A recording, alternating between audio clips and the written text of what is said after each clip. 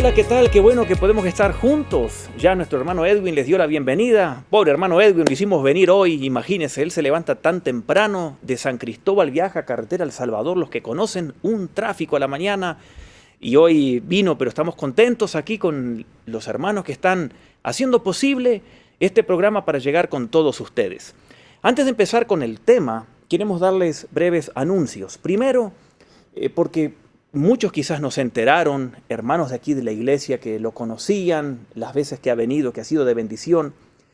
Este último jueves falleció nuestro hermano Jaime Murrell. Él estaba batallando con el COVID, estaba en intensivo y estamos tristes por eso. Claro, teológicamente sabemos, Él está en el cielo y estamos contentos que Él está con el Señor en el lugar donde tanto, o a eso que Él cantaba, ¿no? O moradora de Sión, alaba al Señor y Él está alabando allí en la Sión celestial. Pero emocionalmente estamos tristes porque hemos perdido un amigo de la iglesia. Él amaba esta congregación, nosotros nos escribíamos, lo último que yo le escribí fue en enero por WhatsApp y él ya no me respondió. Y él amaba siempre venir aquí, las veces que vino, que compartió con muchos de ustedes.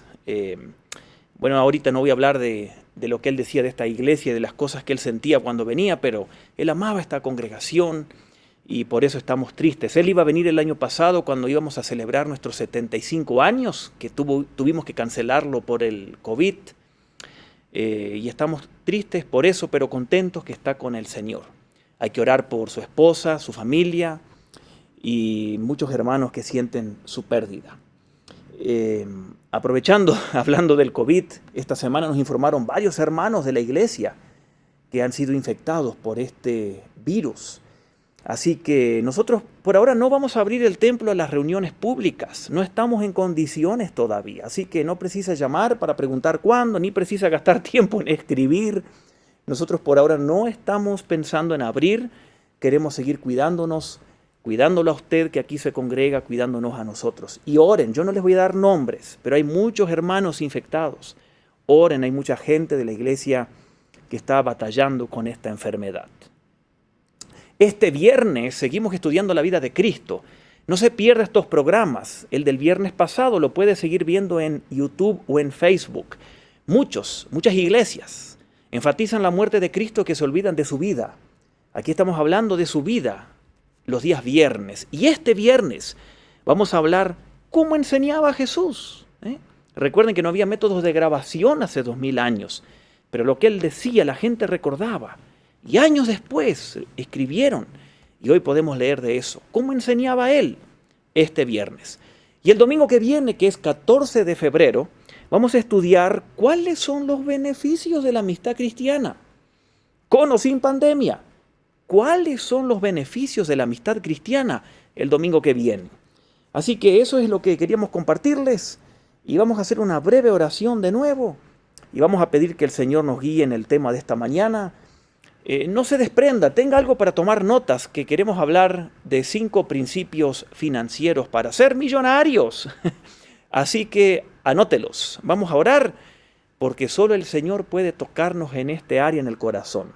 Mis palabras usted se las va a meter aquí y salir aquí, pero que el Espíritu Santo le toque. Si hay que hacer cambios en el área de las finanzas. Yo no voy a convencer a nadie, lo tengo muy claro, pero sí el Espíritu Santo. Y que Él nos ayude. Y vamos a pedírselo. Oremos. Señor, te damos gracias por un día más, donde podemos alabarte, aprender de ti.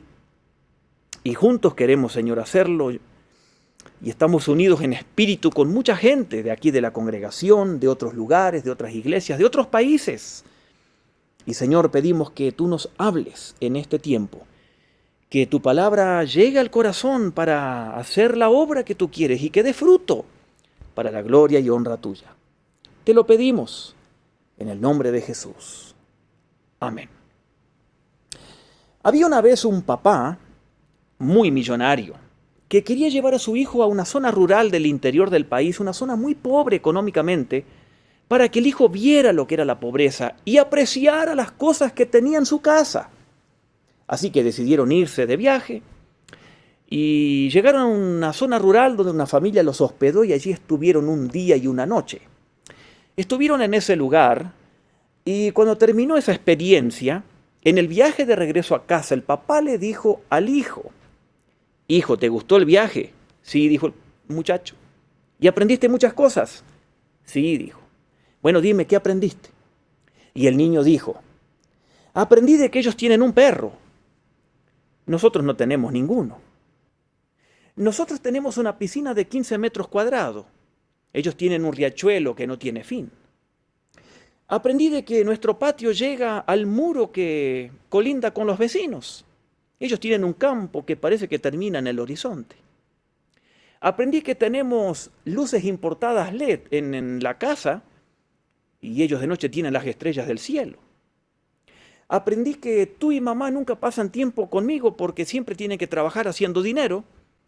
Y los papás de los chicos esos sí tenían tiempo para platicar con sus hijos. El padre quedó sorprendido.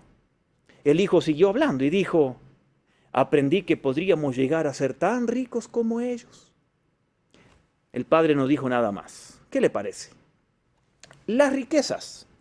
Históricamente, la riqueza se la ha asociado a las posesiones de camellos, ovejas, animales, esclavos que tiene alguien. Hoy en día la riqueza se asocia al poder adquisitivo de una persona, al poder de crédito de una persona, también a las posesiones o a la habilidad creativa que tiene alguien. Por eso cuando hablamos de riqueza, hay que tener en cuenta, como el niño también decía, que la riqueza es todo lo que Dios nos da. No es solo dinero. El tiempo es riqueza. El tiempo vale oro. Si no, preguntémosle a un atleta que gana por centésimas de segundo una medalla de oro o la pierde. El tiempo, los amigos, los dones, los talentos, la salud, todo es asociado con la riqueza. En realidad, todo eso es riqueza. Habilidades que tenemos, inteligencia, etcétera.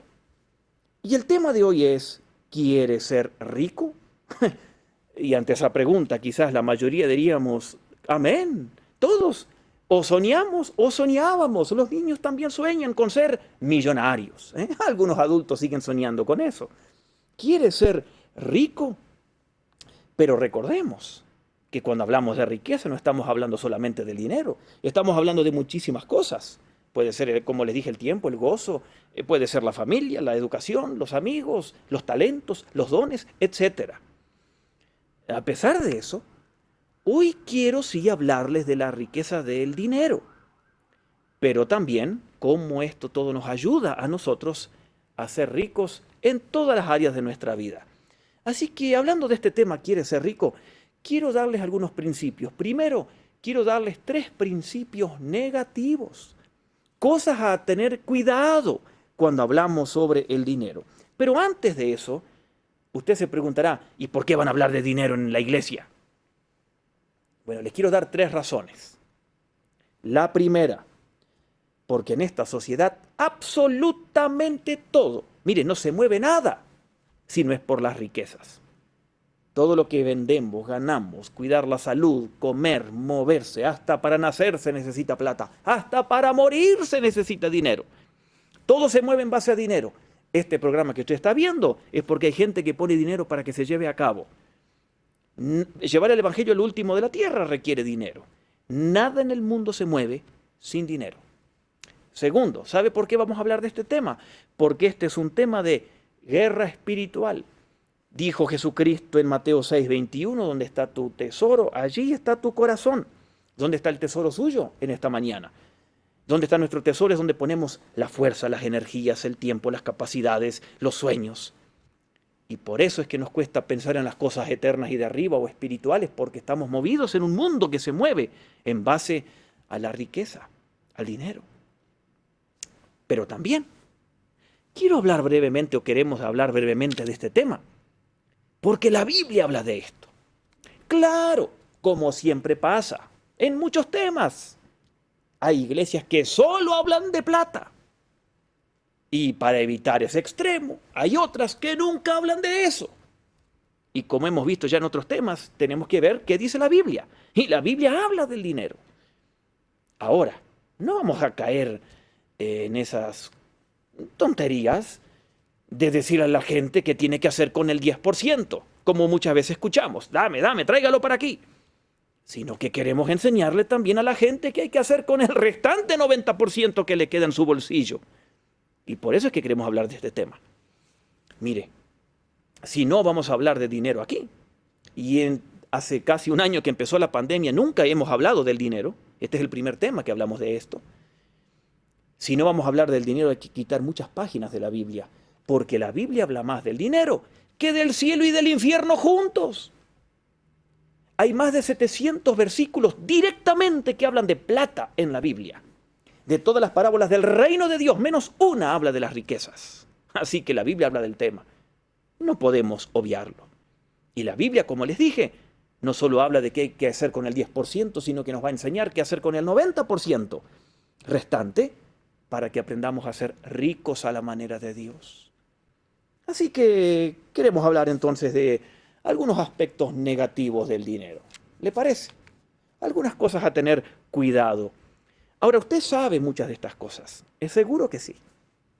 Pero a veces las olvidamos. Entonces, para algunos será un recordatorio. 3 principios negativos. El primero, cuidado con pedir prestado. Cuidado. Ahora, la Biblia no dice que no se puede. En ningún lugar la Biblia lo prohíbe. Y más hoy en día en esta sociedad empapada de deuda. Pero, ¿qué es lo que dice la Biblia respecto a los préstamos? Lo dice en Proverbios 22:7. Proverbio 22:7. Aunque la Biblia no prohíbe pedir prestado, la Biblia dice que los deudores son esclavos de los acreedores. Note. O sea, la Biblia no lo prohíbe. Pero cuando pedimos prestado, tenemos que reconocer que hay un riesgo y tenemos que reconocer que nos volvemos esclavos de los acreedores. Como por ejemplo podemos entender que la deuda nos esclaviza. Le voy a dar algunos ejemplos. La deuda nos hace sentir oprimidos. Cuando no podemos pagar, ustedes saben, nos llaman por teléfono para que paguemos, o nos llama el banco y no podemos dormir y nos quita el sueño las deudas y las presiones y nos ponemos de mal humor, etc. Cuando tenemos deudas que no podemos pagar, eso nos quita la libertad de hacer ciertas cosas. ¿Cuánta gente no puede estudiar por las deudas? Cuando nosotros tenemos deudas, eso nos quita el privilegio y la gracia de ofrendar para la obra de Dios. Cuando uno compra a plazos, le cobran intereses y lo que podría estar dando de ofrenda se lo está dando a los almacenes o al banco. Miren qué inteligente que es el diablo. Por eso la Biblia no nos dice que no nos endeudemos, pero sí nos dice que hay un riesgo y que tenemos que ser cuidadosos porque nos podemos volver esclavos de los acreedores. Claro, en esta sociedad donde muchas cosas se venden a plazo y en deuda, y hay que endeudarse para conseguirlas, hay ciertas cosas que nos pueden dar luz en esto o situaciones donde tiene sentido pedir un préstamo para una inversión, por ejemplo. Para una inversión. Los agricultores, por ejemplo, piden dinero para comprar semillas y luego cosechan y venden el producto y pagan la deuda. Para comprar un bien que aumenta su valor, quizás. Una propiedad. Está bien, se pide una deuda, pero primero usted, si es cristiano, ore. Pida que Dios le dé paz, seguridad. No obstante, debe reconocer y debemos reconocer que hay un riesgo cuando se pide una deuda. El riesgo es que no se pueda pagar y nos quiten ese producto que adquirimos. Siempre hay que reconocer esto. Así que, aunque la Biblia no prohíbe pedir prestado, cuidado con hacerlo, ¿ok? Existe un riesgo. Si pedimos, por otro lado, dinero o un préstamo, hay que pagar. La Biblia dice en el Salmo 37:21, los malvados piden prestado y no pagan. Sí, muchos del mundo no quieren nunca pagar sus deudas. Lo triste, lo triste. Y usted también lo conoce. Hay un montón de cristianos que piden dinero y no pagan porque no quieren, no porque no pueden. Algunos no pueden, otros no quieren. Es una costumbre, mala costumbre. Hay gente en la iglesia que es así. Cuando alguien a mí, un hermano, me pide dinero, yo generalmente no le doy, si es un préstamo. Porque por la experiencia uno sabe que no van a pagar. Entonces mi consejo es, si a alguien a usted le va a pedir 10 pesos y usted tiene, mejor usted diga, te lo regalo. porque si no, se arman los problemas. Así que cuidado con los préstamos. El segundo principio financiero, cuidado con firmar como fiador de alguien, como garante. La Biblia no lo prohíbe, pero la Biblia nos advierte de algunas cosas. Proverbios 6, hijo mío, si saliste de fiador o por fiador de tu vecino y has hecho tratos para responder por otro, has caído en las manos de tu prójimo. Mire lo que dice la Biblia en Proverbios, Proverbios 22, 26, 27. Un buen texto, Proverbios 22, 26 y 27. No te comprometas por otros ni salgas fiador de deudas ajenas, porque si no tienes con qué pagar, te quitarán hasta la cama en que duermes. ¿Qué es un fiador? Alguien que firma un documento para hacerse cargo de una deuda que otra persona quizás no va a hacerse cargo y usted firmó que se hará cargo. Usted firma como garante, el fulano empieza a pagar, al quinto mes deja de pagar y le llaman a usted. ¿Y usted qué va a hacer? Tiene que pagar, porque usted firmó que va a pagar. Y si no paga, le van a quitar hasta la cama. Entonces tenga cuidado con esto. El fiador saldrá perjudicado, dice Proverbios 11:15. Negarse a dar fianza es vivir en paz.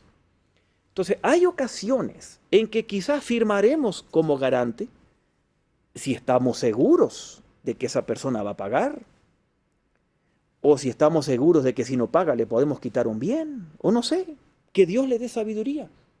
Hoy en día, a veces cuando uno compra algo, una casa, necesitamos que alguien firme, si no, no nos van a dar el préstamo. Bueno, entonces, ante Dios tenemos que ser sabios. ¿Qué vamos a hacer en esa situación? Entonces el consejo es, en primero, cuidado con pedir prestado, hay un riesgo. Cuidado con firmar como aval, hay un riesgo también. Cuidado. Así que si firmamos como garantes de un familiar o alguien, seamos cuidadosos en la cantidad y en todo. Y que esa no sea la costumbre de vida, que sea una excepción, ¿ok? Que no sea una costumbre, porque hay riesgos y hay que estar conscientes de eso. Tercer consejo negativo. Si usted quiere ser rico. Tercer consejo, cuidado con la pereza. En el único lugar en la Biblia donde el éxito está antes que el trabajo es en el diccionario, porque la E está antes que la T. Pero en la vida hay que trabajar, hay que trabajar. Cuidado con la pereza. Hay mucha gente que no puede trabajar, otros que no consiguen trabajo, pero hay muchos que no quieren trabajar. Y la Biblia dice que el que no trabaja, que ni coma. Los perezosos abundan en todos lados. ¿Quién es un perezoso? El perezoso es alguien que nunca empieza nada. La Biblia dice en Proverbios 19, 24, el perezoso mete la mano en el plato, pero es incapaz de llevarse la comida a la boca. Miren, le tiene alergia a hacer ese trabajo. Es un perezoso. Había una vez un hombre que vivía en una casa sin techo. Y estaba lloviendo y estaba preocupado. Y le dice al vecino, ¿por qué no le pusiste una lámina, una chapa, un techo a la casa? Y dijo, no, si está lloviendo, ¿cómo voy a hacer eso? ¿Y por qué no lo hiciste ayer que había sol? Porque ayer no lo precisaba si no estaba lloviendo ayer. Así es el perezoso, nunca empieza nada. Pero también el perezoso es gente que nunca aprovecha las oportunidades, como dice Proverbios 13, 4. Ese es un buen texto. Proverbios 13, 4. El perezoso ambiciona y nada consigue. ¿Conoce usted una persona de esas? El perezoso sueña, ambiciona, es idealista, pero nunca hace nada para lograrlo. Conozco colegas perezosos que sueñan con ser pastor de una iglesia grande, pero son perezosos. Y nadie que es perezoso puede tener un pastorado de éxito en una iglesia grande. Hay gente perezosa, son idealistas, sueñan con grandes cosas, pero nunca hacen nada. Siempre ponen excusas. Proverbios 22:13. Dice el perezoso, Proverbios 22:13. Hay un león allá afuera. En plena calle me va a hacer pedazos, dice el perezoso.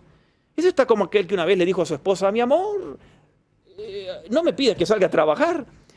Hace 10 años salí a buscar trabajo, pasó un circo, se escapó el tigre y casi me mata. No sea que ahora salga a pedir trabajo y pase el mismo circo con el mismo león. Así es el perezoso. Siempre tiene excusas. Mi querido hermano, amigo, hermana, cuidado con pedir prestado. Cuidado con firmar como fiador. Cuidado con la pereza.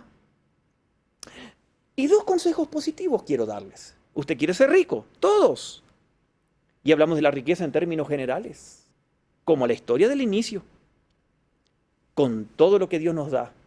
Salud, horas de vida, paz, dinero, etcétera, etcétera.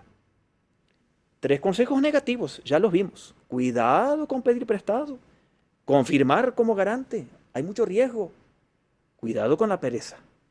Vamos a 2 consejos positivos, ¿le parece? Muy bien, ahí va el primero. Primer consejo positivo, que se aprende, ¿eh? Se aprende, nadie nació con esto, se aprende, se debe aprender. Primer consejo positivo, aprenda a trabajar. Aprenda a trabajar. Cuando Dios creó a Adán y a Eva, Dios ya había trabajado, estaba creando, había creado el universo. Luego crea a Adán y Eva, los pone en el jardín y les dice, lábrenlo, cuídenlo, trabajen. Todo esto era parte de la bendición de Dios antes del pecado de Génesis 3. Cuando viene el pecado, entonces el trabajo se complica, hay cardos y espinas, que hoy todavía sufrimos. En cada trabajo hay cardos y espinas. Pero el hecho de tener un trabajo es una bendición de Dios, dice aquí en la Biblia. En la vida hay que trabajar. Hay que aprender a trabajar. Nadie aprendió. Miren a los niños, hay que enseñarles a estudiar. Hay que enseñarles a hacer las cosas porque nuestra naturaleza humana no quiere trabajar, es perezosa. Hay que trabajar. Piensa en Jesús. Si usted contrataría a Jesús para trabajar, ¿qué empleado sería él? ¿Usted qué cree? ¿Llegaría tarde? No creo. ¿Robaría horas? No creo. Yo creo que él sería un buen empleado. Que usted le podría decir hay que hacer esto y usted se podría ir y regresar y él lo haría bien. ¿No es cierto? Así tenemos que hacer, como dice la Biblia, trabajar como para Dios, no para el hombre. Tenemos que ser ejemplares. Pero lamentablemente hay muchos cristianos que no quieren trabajar. Mire, a veces me dijo alguien aquí de la iglesia que contrata gente. Antes, hace años atrás, uno decía él es cristiano y uno se peleaba por contratarlo, porque sabía que iba a cumplir. Hoy en día a veces ni quiero tener cristianos, porque como yo soy cristiano creen que les voy a dar licencia para que no trabajen. Qué triste, ¿no? Nosotros estamos representando al Señor. Tenemos que ser buenos trabajadores, sacrificarnos, ser buenos trabajadores. Proverbios 29. Proverbios 29 dice, ¿has visto a alguien diligente en su trabajo? Se codeará con reyes. ¿Sí? Usted que trabaja duro, siga trabajando duro. Dios lo va a tener que bendecir. Lo dice en la Biblia. Proverbios 19:15. La pereza conduce al sueño. El holgazán pasará hambre. Segunda Tesalonicenses 3:10, que les dije hace un momento, el que no quiere trabajar, que no coma. Hay que trabajar. Hay que aprender a trabajar en todo orden de la vida. Ese es el primer consejo positivo para tener una vida enriquecida. Vamos al segundo consejo positivo. Me voy a dedicar un poquito más de tiempo aquí, porque quiero explicar unas cositas. Vamos al segundo consejo positivo. Aprenda a dar. Hay que aprender a dar. Ahora, el patrón del mundo, de los gobiernos, de las multinacionales, de las ONGs, de las alcaldías, de los ministerios de un gobierno, de muchos cristianos y muchos países, es el siguiente. Recibo, gasto y luego doy. ¿Escuchó bien? Es el patrón del mundo. Recibo, en base a eso gasto y luego doy. El mundo siempre quiere recibir. Parece que están acostumbrados a poner la mano de esta manera. Recibo, gasto, doy. Por eso el mundo da poco, porque quiere recibir y gasta más de lo que recibe. Recibo, gasto, doy. Por eso el mundo está en bancarrota. Dice el Fondo Monetario Internacional, usted puede verlo en internet, o el Banco Mundial, yo no recuerdo los nombres porque son muy pequeñitos, 4 países o 5 en el mundo que no tienen deuda externa. Los demás países están endeudadísimos. Y los países del primer mundo, mucho más endeudados que los países del tercer mundo, pero eso es un azote para los del tercer mundo. ¿Por qué? ¿Cómo es posible? Porque el mundo opera con ese patrón. Quieren recibir, gastar y luego dar lo que sobra. El patrón bíblico no es así. El patrón bíblico es dar en primer lugar. Dar. Luego recibo. Luego gasto. ¿Por qué dar en primer lugar? Porque uno tiene a Cristo, tiene la salvación, la vida eterna, tiene todo. Entonces, doy. Y luego Dios me da. Luego gasto. Ese es el patrón bíblico. Y ese es el triángulo financiero que está en la Biblia. Primero damos. No primero recibimos. Primero damos, porque ya recibimos la vida eterna. Mire lo que dice Jesús en el libro de Lucas 6:38. Lucas capítulo 6, verso 38.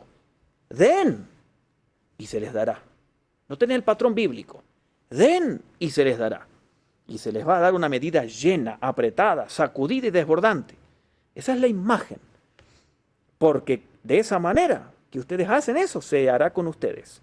Una medida llena, es como poner maíz o frijoles o algo en un recipiente lleno, hasta el borde, lleno. Una medida apretada, sacudida. Eso elimina los espacios de aire en el bote. Usted le pone tanto adentro y la sacude y luego le pone más. Para llevarla a su máxima cantidad. De esa manera damos y seremos bendecidos. Desbordando, dice aquí.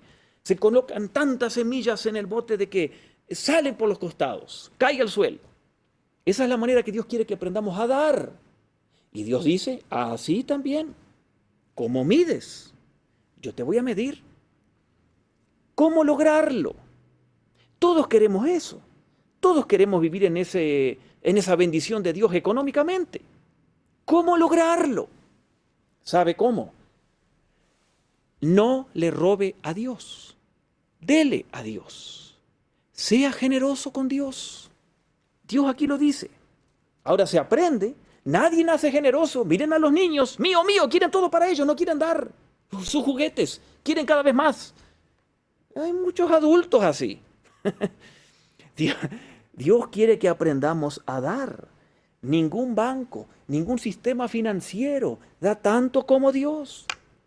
La fórmula es que usted da a Dios lo que Él pide y Dios le va a dar mucho más. Es como plantar una semilla y hay fruto. Dios va a multiplicar lo que damos. Dios nunca multiplica lo que no damos. Imposible. Dios se contradeciría a sí mismo si lo hace. Dios quiere que progresemos, créame. Lo dice en la Biblia. Y Él da el poder para producir la riqueza. Mire lo que dice, por ejemplo, en la Biblia en el Salmo 1:3, que el hombre que se deleita en Él, dice que será como un árbol plantado a las orillas de un río, que cuando llega su tiempo da fruto y sus hojas no se marchitan y todo lo que hace prospera. Dice Dios en el Proverbios 3:25, el alma generosa será prosperada, el que saciare también será saciado. Proverbios 3:9 y 10, honra al Señor con tus riquezas y con los primeros frutos, no de la sobra, con tus primeros frutos. Y tus graneros se llenarán a rebosar y tus bodegas rebosarán de vino nuevo. Está hablando de la agricultura y ganadería, que era el sistema financiero de aquella época. Hoy Dios diría, tus cuentas en el banco, tus inversiones van a estar bien. Si usted tiene árboles de naranjas, las primicias son las primeras naranjas. Es la manera en que Dios quiere que nosotros demos. Pero ¿qué es lo que hacen muchos? Y estoy hablando ahora de los cristianos. Porque un no cristiano, si usted me escucha y hay no cristianos que me escuchan, Dios no le pide que usted dé ofrendas a una iglesia. Pero usted puede aprender el principio de la generosidad. Claro que sí. Pero le quiero hablar primero a los cristianos. ¿Sabe cómo operan muchos, quizás la mayoría de los cristianos? Cobran el salario. Pagan la renta, pagan la luz, el teléfono, los gastos, van a comer a un restaurante el sábado y el domingo lo que les sobra lo ponen de ofrenda. Mire, yo le quiero prometer algo, esa es la mejor manera de caer en ser miserables económicos y en la pobreza económica. Esa es la fórmula, porque eso no es bíblico. Eso no es bíblico. Es la mejor manera de vivir en la ruina económica. Lo que usted no le da a Dios, Dios se lo va a sacar y se lo va a dar a otro que sea generoso con él. Así funcionan las cosas. No lo estoy inventando. El método de Dios es que usted recibe el salario y usted le da a Dios lo que le corresponde. Usted da, luego gasta en sus gastos. Así es, usted da, Dios lo va a bendecir más y usted gasta.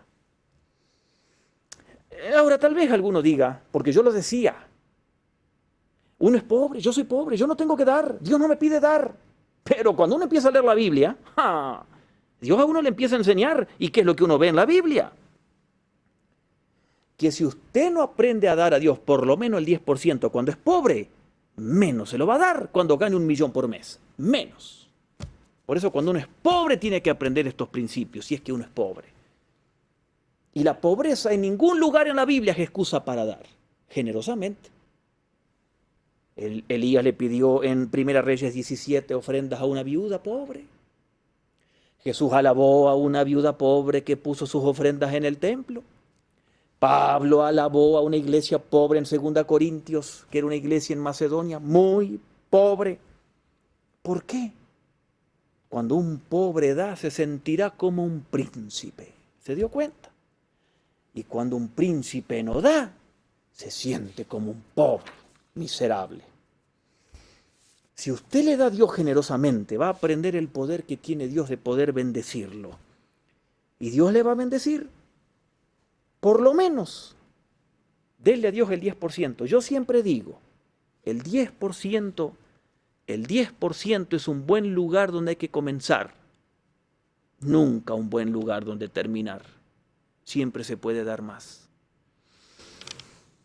Ahora, si usted tiene un negocio y usted vende Tortrix, papas fritas, caramelos, carros. Usted compra un carro por 10.000 y lo vende por 15.000. ¿Cuánto es el diezmo? El diezmo se saca del neto, no del bruto. ¿Ok? Usted da el diezmo de las ganancias. Si usted quiere dar diezmo del bruto, obviamente Dios lo va a bendecir. Pero recuerde que Dios no le pide eso, Dios le pide que usted dé de la ganancia. Recuérdelo.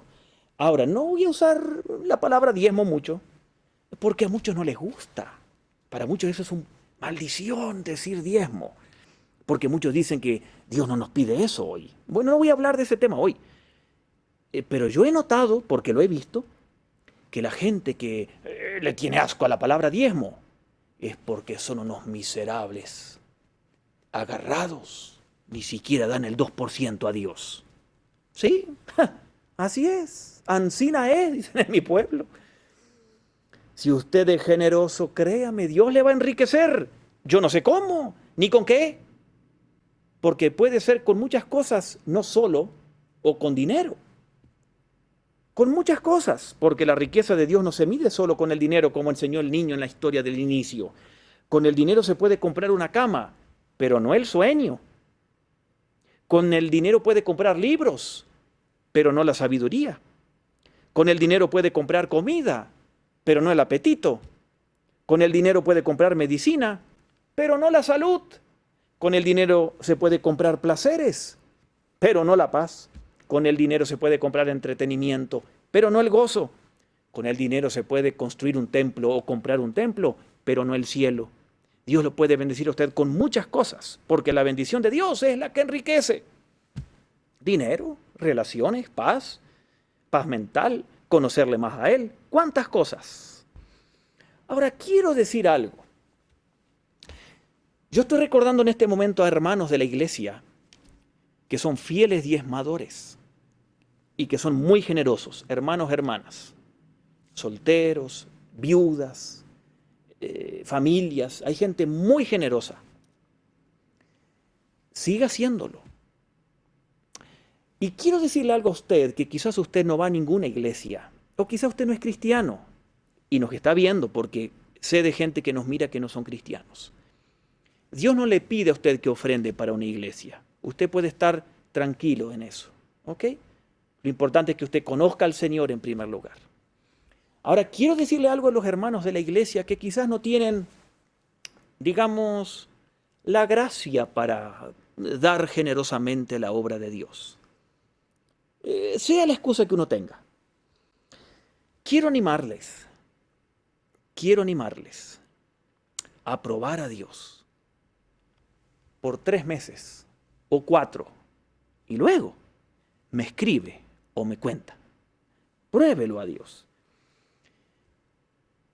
Como pastor de esta iglesia, y quiero hablarle a los que son miembros de esta iglesia que me están viendo, hay mucha gente de otros lugares, pero a ustedes que son de esta iglesia, quiero que los ancianos de la iglesia que me están viendo sean ejemplos de generosidad. Tienen que ser ejemplos de muchas cosas, pero de generosidad. A ustedes que son líderes de los programas ministeriales de la iglesia, que me están viendo, ustedes, Dios demanda que sean ejemplos en generosidad. Así pueden dar ejemplo a los demás, a los que vienen detrás de ustedes. Si ustedes, hermanos que se congregan en la iglesia, que tienen a Cristo en el corazón, no son generosos, yo los quiero desafiar hoy a que a partir de hoy prueben a Dios. Que le den la oportunidad a Dios de demostrarles que Dios les va a bendecir. ¿Usted cree que esa viuda que le dio el aceite a Elías se quedó con hambre? ¿Usted cree que la viuda que Jesús alabó en el Nuevo Testamento, que dio lo que tenía, se fue a su casa y se acostó sin comer? Dios le tuvo que haber dado comida de algún lugar. Quiero leerles un texto del Antiguo Testamento. Malaquías, capítulo 3, verso 10. Quizás usted lo conoce, pero hay algo que a veces se nos escapa. Malaquías 3:10, donde Dios dice algo interesante. Malaquías 3:10. Traigan íntegro los diezmos a los fondos del templo. No traiga usted el 2% y diga, este es mi diezmo. No, porque eso no es el diezmo. Usted se puede burlar de nosotros, pero no de Dios, que todo lo ve. Y así haya alimento en mi casa. Pero lo que quiero enfatizar es lo siguiente. Pruébenme en esto, dice el Señor Todopoderoso, y vas a ver si no abro las compuertas del cielo y derramo bendición hasta que te sobreabunde. Noten, Dios realmente, Él nos da aquí, nos ofrece un desafío. Dios dice, atrévete, comienza a hacerlo, y vas a ver que yo existo. Pruébame. Miren, hay solo un lugar, escuche, un solo lugar desde Génesis a Apocalipsis, un solo lugar donde Dios dice, pruébenme si existo. Y tiene que ver con el diezmo, con el dinero. Dios no dice, pruébame si existo con tus oraciones, con tu ministerio, con tu alabanza, con tu servicio, con tus sermones, con tus vigilias. Dios no dice eso nunca. Dios dice, pruébame con tu dinero. ¿Por qué? Porque es algo de todos los días. Y en la manera en que lo ganamos, usamos, gastamos o damos, mostramos dónde está nuestro corazón. Por eso Dios dice, pruébame. Y esto, créame, esto es una prueba ácida. Para mí lo es. Esto es una prueba ácida. Aquí está el hermano Edwin Díaz, el que dirigió al inicio, va a dirigir al final. Él sabe cuánto gano yo como pastor aquí en la iglesia. Esto es una prueba ácida para mí, porque cada vez que yo cobro el salario, la tentación humana es, no, el diezmo no, eso, si me sobra, pago el diezmo o doy el diezmo. Entonces, es una prueba ácida, porque cuando yo recibo el salario, o lo que fuere, yo tengo que, Señor, esto es una prueba de fe, o te creo a ti, o no. Por eso yo los quiero desafiar con lo que dice Dios aquí. Dios dice, trae el diezmo íntegro y pruébame. Y yo les quiero dar un lapso, 3 o 4 meses, pruebe a Dios. Pruebe a Dios. Siempre hay guerra entre creer a Dios o lo material cuando recibimos el dinero y tenemos que ofrendar. Y Dios dice, atrévete, atrévete. Claro, tenemos que amarle, buscarle, no por lo que nos da, sino porque le amamos. Pero como Él es fiel a lo que Él dice, Él también nos va a dar. Lo veo en la Biblia, lo veo en los hermanos de muchos lugares. y con mi propia vida. Cuanto más damos, más Él nos da. Él es el que nos enriquece. Está en la Biblia. Y si usted le da a Dios, aunque sea el 10% de la ganancia, Dios lo va a bendecir más con el 90% restante, porque Él va a estar ahí, que con el 100% del total, sin que esté Dios allí. Créame, es una prueba ácida. Y algunos aprendemos amargamente estas lecciones. Pero cuando uno las va aprendiendo, qué lindo que es, ¿no? Quiero terminar con un versículo del Antiguo Testamento, hermoso. Deuteronomio 15:10. No seas mezquino, sino generoso. Así el Señor tu Dios bendecirá todos tus trabajos y todo lo que emprendas. Mire, no seas mezquino, sino generoso. Así el Señor bendecirá tus trabajos y lo que emprendas. Si Dios no lo hace, es un mentiroso. Dios tendrá que hacerlo. Pero no le vamos a dar 10 para que nos dé 100, como es la filosofía que escuchamos en muchas iglesias y medios de comunicación. Ofrende ahora, toma el teléfono y Dios te va a bendecir mucho más ahora. No, nada de eso. Le vamos a dar por gratitud, por tener vida eterna, por amor. Él se encargará de los resultados y de la manera en que Él nos va a dar, como Él quiere. Pero usted puede estar seguro, la bendición de Jehová es la que enriquece. Les dejo el desafío. Vimos 5 principios financieros para ser ricos en esta tierra, ricos en muchos aspectos. Cuidado con endeudarse, cuidado con firmar como aval, cuidado con ser perezoso. Aprendamos a trabajar, a ser ejemplos y aprendamos a ser generosos. Dios se encargará de los resultados. Usted puede estar seguro. Oremos y cantemos un himno al Señor. Bendiciones, ¿cuántas tienes ya? Como la historia del inicio del niño. Oremos. Señor, te alabamos, te bendecimos. Señor, sabemos que cuando nos hablan de dinero, esto es un área delicada. La reacción es, no se metan con mi dinero porque es mío. Pero tú sabes cómo lo ganamos, cómo lo gastamos, tú sabes las cuentas de cheque, los saldos de la tarjeta. Y lo que tú allí ves realmente es un tratado teológico de nuestro amor a ti o de la falta del mismo. Ayúdanos. Queremos aprender a trabajar cada vez mejor, a estudiar cada vez mejor, a ser ejemplos.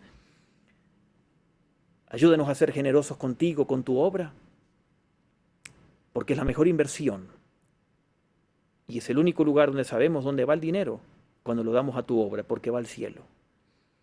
Señor, gracias por los hermanos de esta congregación generosos y generosas. Y gracias por los hermanos que reconocen en este momento que tienen que aprender un poco más sobre la gracia de dar. Que tú los motives, porque yo no puedo. Pero tú puedes llegar al corazón y con tu Espíritu Santo moverlos, aprobarte, Señor. Que te prueben por unos meses y que puedan dar testimonio de lo que eres tú. Señor, gracias por todo. Multiplica lo poco o mucho que tenemos para la honra y gloria tuya. En el nombre de Jesús. Amén.